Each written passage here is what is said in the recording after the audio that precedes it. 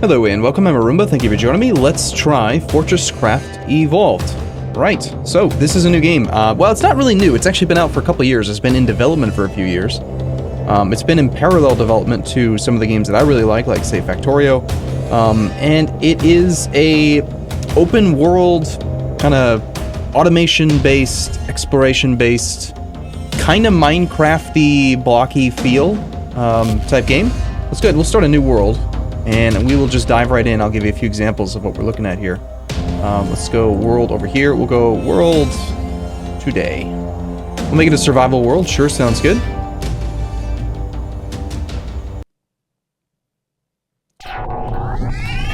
This guy's name is Arthur. So we've basically got like a generic loading sequence here to... I asked the developer about this. He said this is actually a loading sequence. It's for the game to get loaded up. It's not actually supposed to be like a cinematic intro. But yeah, we're like flying through a spaceship, right? And we get crash landed on this planet. Sounds familiar. So we're on a planet and we're all alone. We have nothing but our wits and a giant spaceship full of energy and stuff to work with. And our goal is to do stuff, you know, explore and build things and automate things and, you know, go from there. Now, one of the biggest differences between this game and, say, Factorio, which, again, there's just a lot of comparisons here.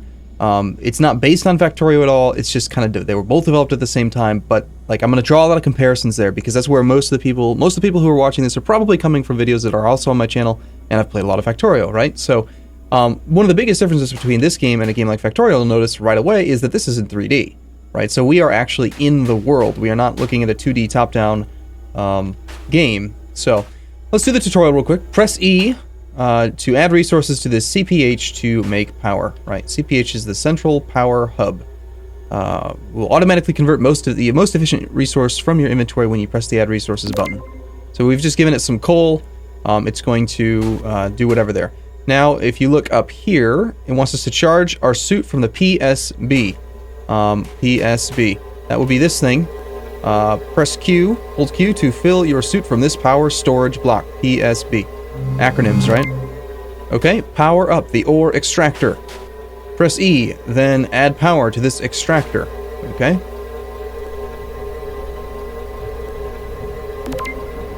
Collect coal from the hopper. Okay, so we have an extractor here. It's mining.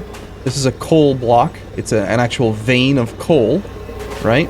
This is a power storage block as well. So we've got one here and we've got one here.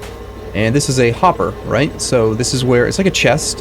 Things are going to come out of the coal and go into this hopper. And press Q to remove coal from the storage. Okay, so we just gathered 5 coal. Use right mouse button right up there to scan something. Okay, so we're going to right mouse. Let's what does this look like? Snow, obviously. Let's scan some snow. Scanned new block. Return to your research station. Okay, got that. That looks like nope. That's where you craft things. And this is press E to open research station to process your scans. Okay, so we have an unknown material, right? We've just I don't know what snow is. Let's research snow. Power required to research. You can take 35 power. And by doing that, we've earned 1 research point. We can use those research points to buy recipes or projects. So we can do black box data. Your suit contains a black box that's stored all sensor readings leading up to your crash on this planet. Researching this data could help you determine what exactly happened. It's going to take 350 power to research. We have 1,091 power in the research station itself. It holds power. We need to throw some more fuel in here so that this thing can keep on generating power so that this guy can gain more power. We can do more research projects. So let's go ahead and do black box data. A thorough analysis of the black box data recorded by your suit has now been completed. It confirms your visual analysis that a foreign object believed to be a meteor hit the station as you were preparing to dock. The resulting explosion damaged your ship's maneuvering thrusters. Now, I did check this. Maneuvering, that's the British spell. That's not wrong. It looks weird, but that's an American, like, the difference between American English and UK English, so. Causing a crash landing on this planet. No other survivors have been detected at this time. Right. Press E, then craft an Arthur power core. Okay. Let's just use this search field here. We can just type Arthur. We want Arthur power core. It takes 2 copper bars. We have them. Crafting. Okay, tutorial's complete. If you're stuck, press H for help. Error, no Arthur power core located. Out of cheese error, redo from start. Oh.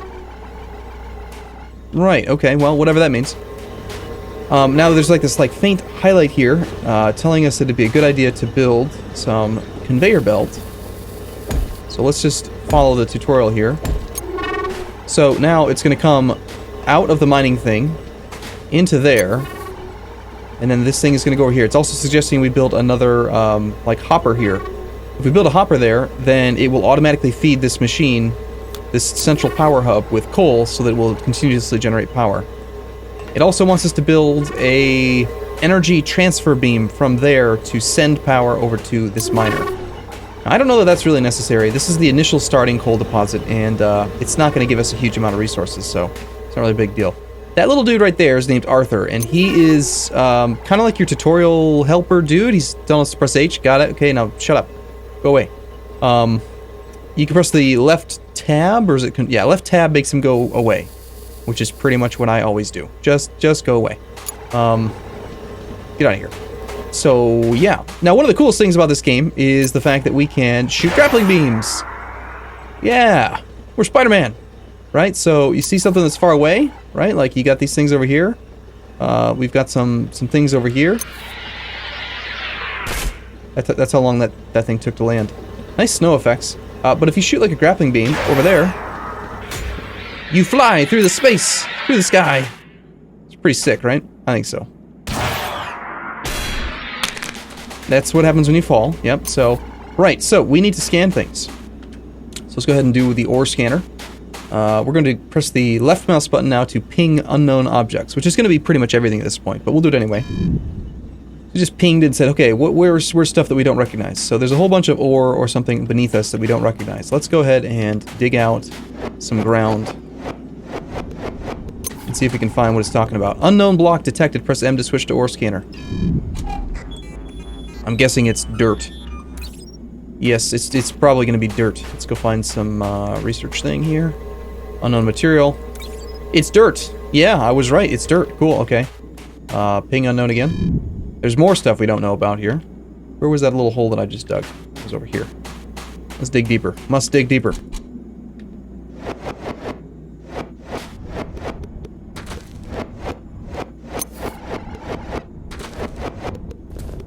Okay, unknown block detected.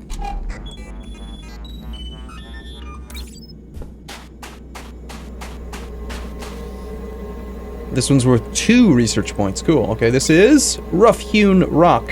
Cool. So now we have 3 research points. Let's go ahead and unlock, like, nothing. Nothing just yet. Now, you'll notice in the top left corner up here that our suit power level is low. And in the top right corner, we can see the environment hazard level. So the external temperature is 14.7 degrees Celsius.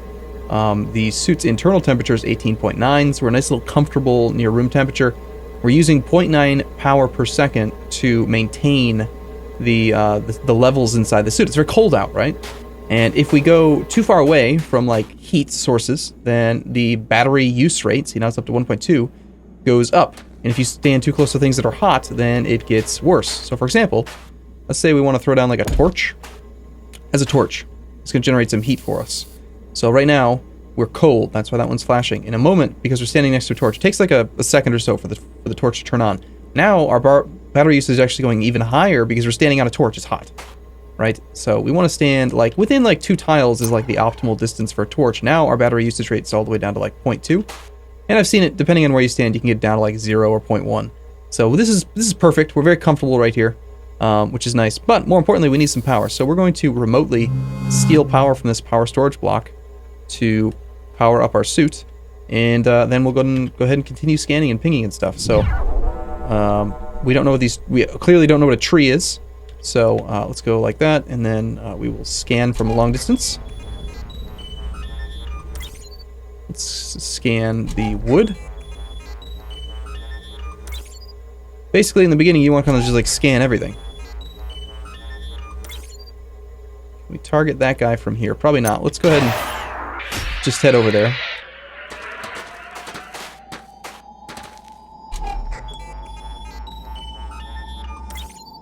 Okay, I'm pretty sure we've already scanned that. Now, if you mouse over a block that you don't know, the bottom left little icon thing will pop out saying like, hey, new block detected that you haven't scanned before.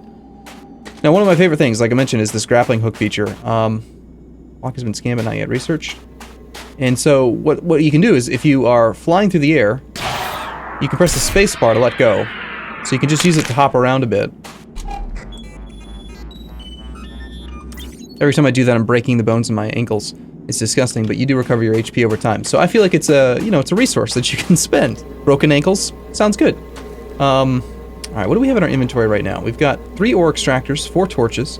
We have a basic laser energy transmitter. Okay, so we do have one of those. So let's go ahead and put this guy here then, since that's what the game wants us to do. And then we're going to rotate it using the R key and have it point. So it's now going to, since it's adjacent to this power storage block, it's going to send power from here. We're shooting it through this laser over to here, which is going to automatically power this guy up. So you can see right now it's got 119, and it's going to slowly fill this guy up. He's not actually mining because there's too much coal in this storage hopper here. So we're going to go ahead and empty it out ourselves. We've got 100 coal. And the reason why we want the coal is because you use coal to make torches. Kind of makes sense, right? Minecraft. Anyway, so, no, I mean, any game, really. It just makes sense, right? That's how you make it. So, oh, right, research. Right, so we're going to go to the research thing. That's where we smelt ore. Let's go to our research thing. We've got a whole bunch of stuff to scan now. So we're going to process that. It's leaves! Yay! This one's worth 5, and it's a tree trunk. This is a glow shroom, purple glow pod, and a bubbleberry. So now we have 19 research points. Let's unlock, like, say, power grid. We cannot survive on just the power produced by our central power hub for long. As our base expands, we will need to find new ways to generate power and transfer to distant mining operations so that we don't need to run about powering them manually. I agree. Automation. Also, why don't we unlock suit upgrading? Your environmental suit is the most advanced piece of exploration equipment known to man. Unfortunately, its utility depends upon a modular upgrade system currently beyond our manufacturing capabilities. It's time to look into how you can create your own upgrades away from the factories back home.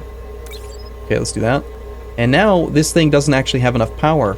And the issue is that we haven't yet built a hopper here to take the coal that this guy mines and automatically put it into this machine. So we need to continuously add resources to generate more power for our research lab. What we can do, though, is we can go to our manufacturing dealie here. We can see things we can create. Let's. I do wish that this thing would automatically clear after you press enter.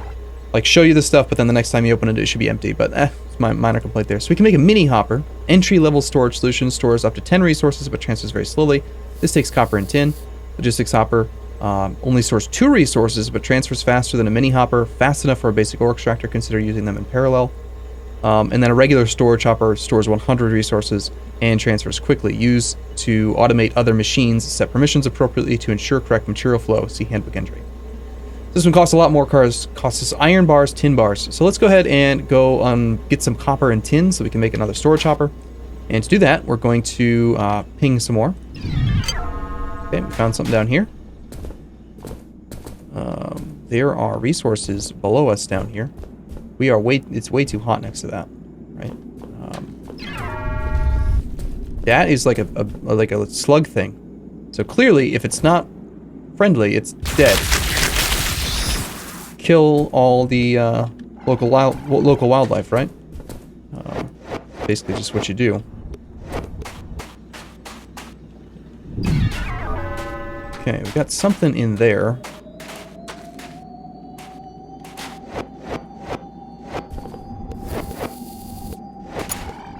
Unknown block detected. Okay, let's go ahead and scan this guy.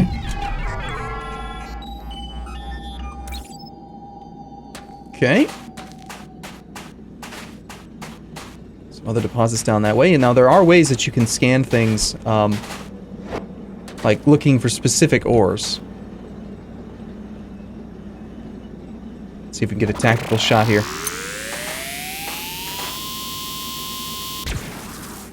Nope, that didn't work. Not the best aim, am I? Alright, so there's plenty of stuff down there. We gotta go down. Down is the way that we need to go.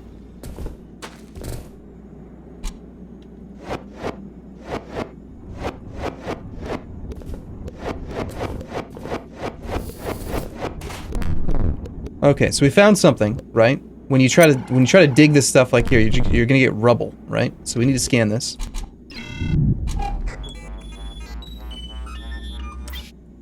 Oh, that's already scanned. Okay, so it's the same block type that we had there before.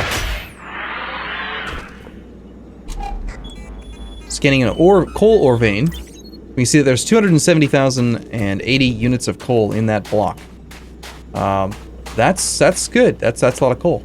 Let's go ahead and research our new block that we found. It's worth 10 points. It's tin ore. Excellent. Okay, and we found rubble. So, the tin ore. We can ping known ore. We can see that that must be the coal vein. What is this one over here? Well, it's got to be something we know, right? Because we've already determined what it is. We need copper. I prefer for it to be close, but... Now, there is a hollow mode. Press the K key, right? And you can see the things that you've built. And you can also press the U key to get like a 3D representation of where everything is. So, that stuff's way down there. We do have stuff that is nearly directly below us. We need to move just a little bit. Maybe like over here. Yeah, now we can dig straight down. Now, they say in Minecraft you should never dig straight down. That's okay in this game, right? At least as far as I know so far. Unless you run into a big, huge cavern, which is bad. But that's what ping air is for. So we can see that there's air over there. Nice big empty cavern. Let's avoid that.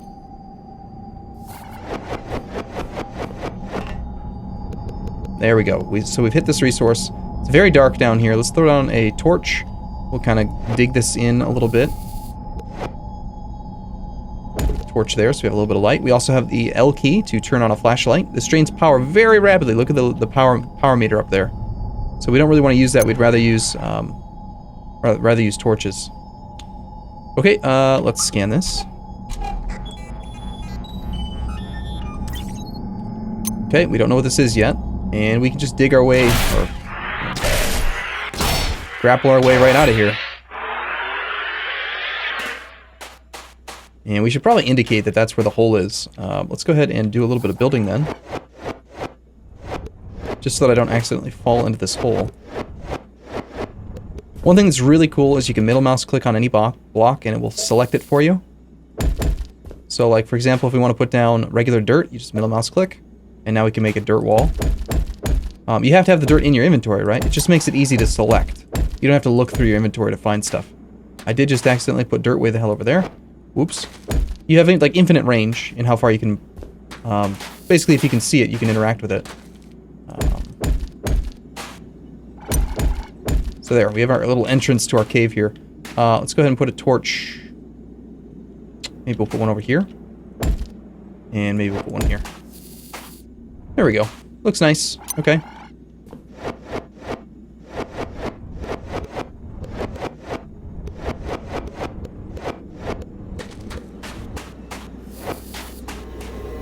Okay, research. Unknown material. This is copper. Good. So we found copper, we found tin. Let's go ahead and set up some mining down there. So the way you go down is the same way you go up. You use the grappling hook, and you're just going to throw it slightly below you to slow your descent down, which is quite nice. So we can easily see now that we are looking at... Let's clear this area out a little bit. You can see that it's copper ore just looking at it.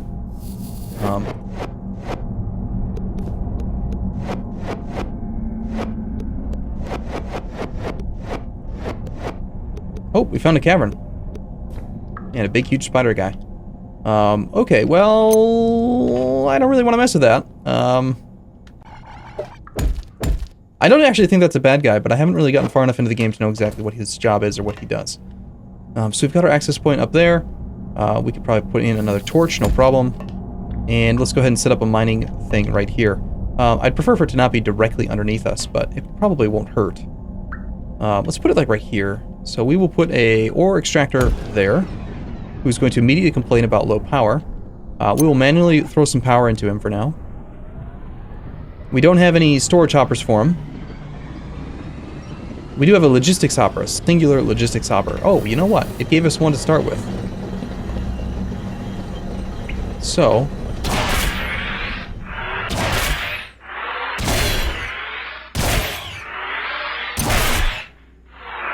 Oh, I missed. Note to self. Maybe I should not put a ceiling on my my escape hatch. I would just throw that logistics hopper here. That'll automatically start transferring some coal in here for us. This guy moves very slowly, right? So it's going to take him a little while until he throws something in there. And actually, it also won't run. Notice how that thing's still got that highlight there. Well, let's do this. Let's reverse him. So we've barely touched the surface, right? There's lots to be done here. Oops. The storage hopper there, and we will put a regular hopper there. Why is it still highlighted? Oh, you want me to put a mini hopper? Is that the icon that you want? I can't tell what that icon is. Let's just craft a mini hopper and see if that's the thing that it wants us to do. I'm not sure. That's certainly not it.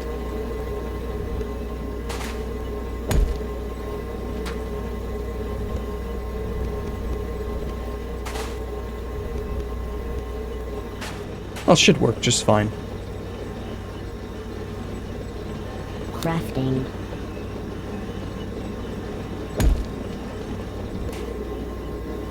Okay, well, let's just make sure this guy's working.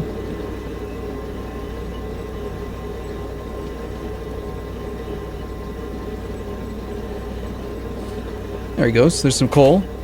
Should load directly up into that thing. And there we go. He's burning automatically. Excellent. Okay. So what we need to do is go get some of that copper, bring him up, and start getting that stuff smelted, and kind of go from there.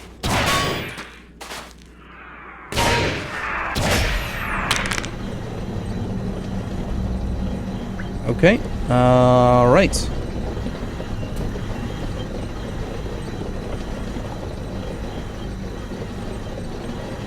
Total stored 20.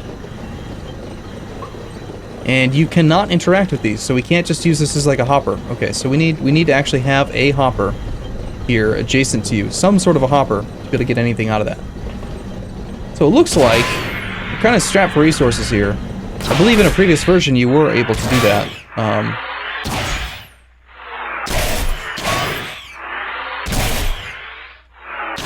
Yeah, I'm not liking this. I mean, maybe if I just shoot directly at the ceiling, I can get used to that, but I'm not used to this thing having a... Let's get rid of that. It's causing issues for me.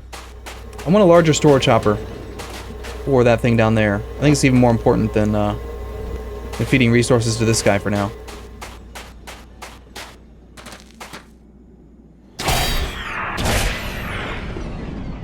See, he's already shut down, so let's put that storage hopper here. Wherever it went. There it is. Add a remove storage hopper. Low storage. As soon as he like turns on, he'll start pulling the ore from that guy. Let's give him some more power. There we go. 72 slots remaining. Now we can take all that copper ore. Oh yeah, it's way easier to get out without the ceiling on there. And now we can fire up the smelter. So we'll just throw this copper ore in there.